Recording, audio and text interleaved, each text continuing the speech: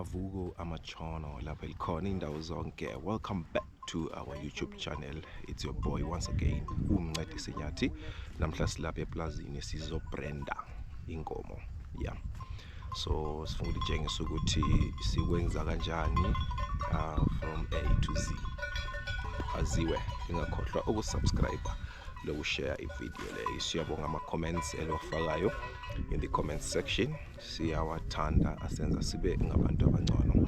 So aziwe sibone ukuthi branding yenziwa njani lapha eplazini eMadotsheni farm.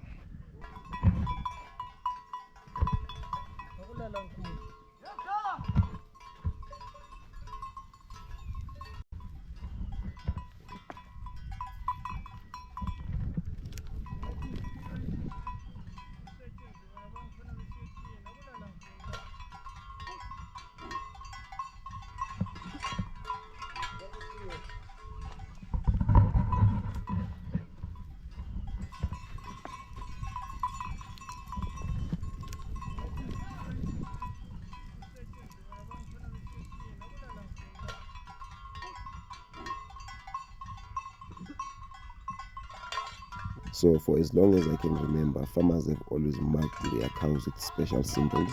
This is called branding. It's like putting your name on your cow so that everyone knows it belongs to you. How would you know which ones are yours? If you don't mark them, someone else could take them and say, this is my cow. And just like that, you lose your cow. Farmers use a hot iron rod to press a unique symbol onto the cow skin. It stings for just a moment, but it doesn't hurt the cow for long. The mark stays forever like a tattoo that tells everyone, this cow belongs to the Nyati. Some people say branding is cruelty to animals, but farmers don't do it to be cruel. They do it because they have to.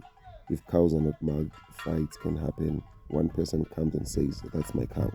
Another one comes and says, no, it's mine. So to prevent fights, you brand. Umlilo uchisa inkomo yawazi mate ufuna izigodo ezingaka ayikhona incwadi lezi. Ngale sigatha basikhona. Ezikhona lesifake imhlobo le. Yona le. Yona. Hayi mangoloka, hayi mangoloka. Ala malahle phela mate yakwazi. Cha inkalathe yomlilo isimbi isegcekeni so mate. Hayi nikisi. Zithe zababomvu khulu ke. Uphephukile kuseni umlilo uzoqanda kakhulu ukuthi ngabe vele besikwazi ukuthi uchifa njani uchifa leyana asesiqedile hayi asho lichise ngekho le azoyile yabuya lemchiso yena la hayi ikhokula singeke sikwenze lathi ka umlilo ube mkhulu lapha sihambe kakhulu si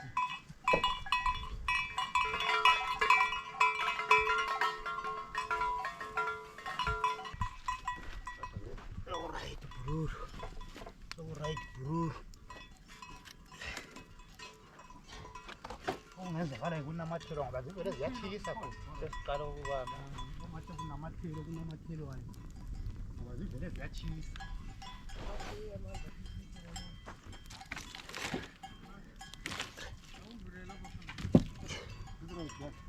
Yeah, right.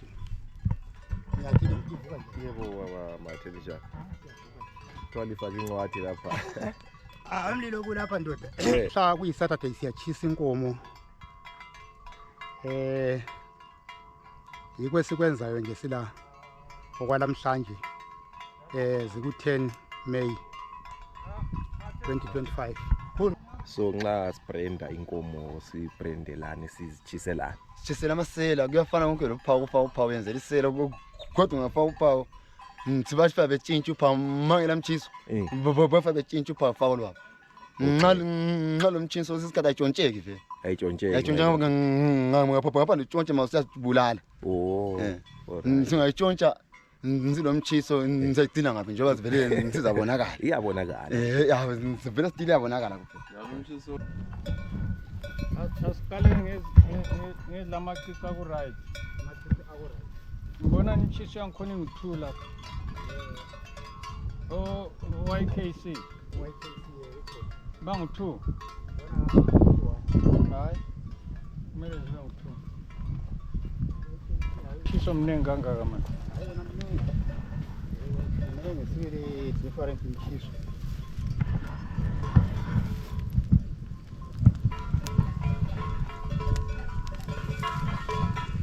Uyawona sesiwusebenzisa phesi. Akuyihwathile isikimbo.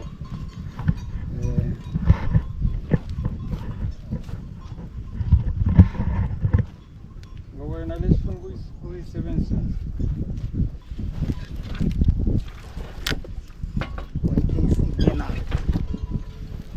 Ngenalo ngiyambona YKC Ngakho umuntu. hayi ngakho mna phansi mana mbona ngabe lo hayi lo hayi lo hayi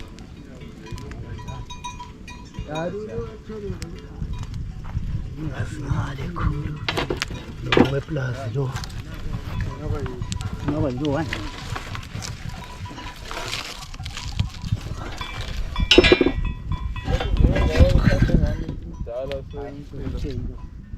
But now wow.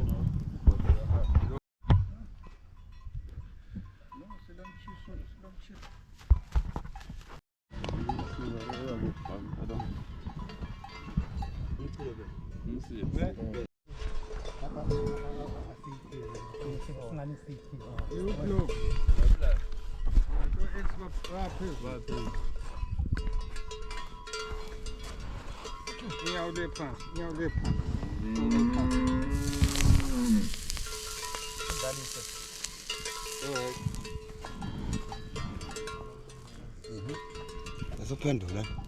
Yeah, pendula. Asophendula.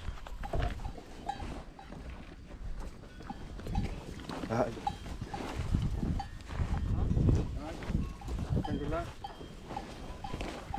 Hi. Ah. Right, when is it in Goma?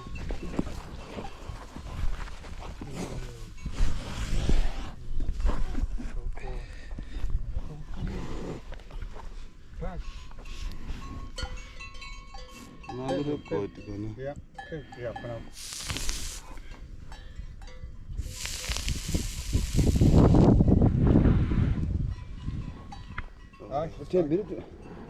Send passing up. Send passing up. Right.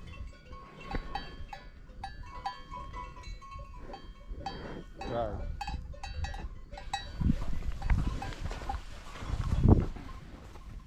Okay, yazi umshiso uma inkomo ingela mshiso ofana lo muntu ongela bed ongabalwanga. Inkomo mele umshiso singeyakho umshiso usho wena. Uyibufakazi bokuthi into lengeyakho ngempela ufana lo phawu. Ngoba nxa ingela mshiso ufaka uphawu lodwa mina ngayithatha ngiyafaka kwami umshiso kodwa seyedlulana ibe ngeyami. So umshiso uvikela kakhulu ukuthi ingajontshwa lula njalo. Sifuna amacicanga ku right.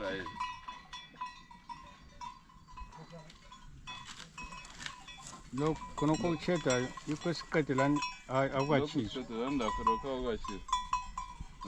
Lo khona awukachizwa. Kule kutseli ku right eliphi. Yeah. Lokho kumnyama siqedelani ndawo. Lo khona sesiqedile. Akuselo kwenye kule kutseli ku right eliphi ingane. Haya ukula phandle kwalokho. Phandle kwalokho.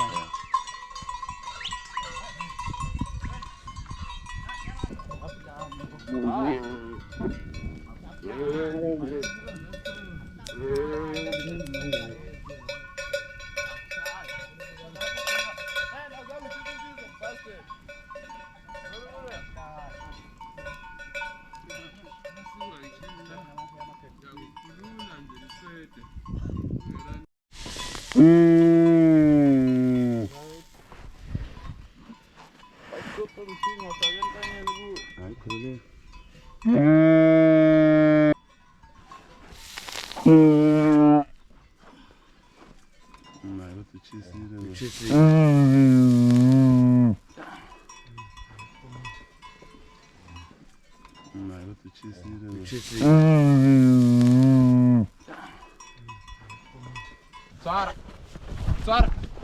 Right, I think that's hard.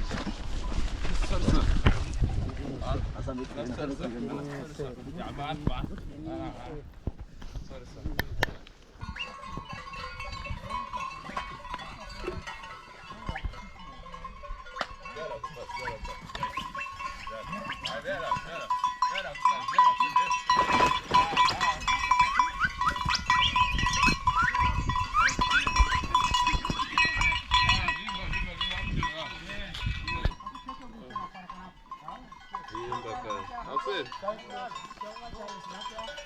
Yeah, so uYouTube kasivumela ukuthi sitshengise inyamazane ngani ziyahlukunyezwa.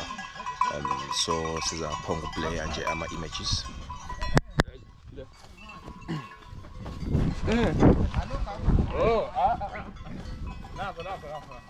Kuyafohla lapha, kuyafohla.